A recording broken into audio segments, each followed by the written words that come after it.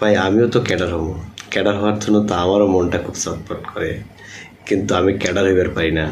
আমিও প্রশ্ন কিনবার চাই। কে আছেন ভাই আমার প্রশ্ন দিবেন? সামনের বার আমিও বিসিএসে ক্যাডার হয়ে একদম দেশে ফাটাই দিব। অবস্থা এরকমই দাঁড়াইছে। পিএসসি নিয়োগ পরীক্ষায় প্রশ্নপত্র ফাঁসের গুঞ্জন উঠেছে। ওঠার পেছনে কারণ কি, বা এটা কেন হলো, কি কারণে হলো? লোভ। লোভ লোভ কার? এই কর্মকর্তাগুলার, যারা এই সব চেয়ারে বসে আছেন। আপনার মতন আমার মতন ব্যক্তি কিন্তু এইসব কাজ করতে পারবে না, কারণ ওই সেক্টর পর্যন্ত যাওয়ার মতন তাদের হ্যাডাম নেই। এই হাতে গোনা 10 থেকে 12টা লোক এইসব কাজসাজি করে বসে আছে। চিন্তা করা যায়, একটা দেশের প্রত্যেকটা ছেলেমেয়ের যেখানে স্বপ্নের একটা জায়গা বিসিএস, প্রশ্নপত্র ফাঁস হয়ে গেছে।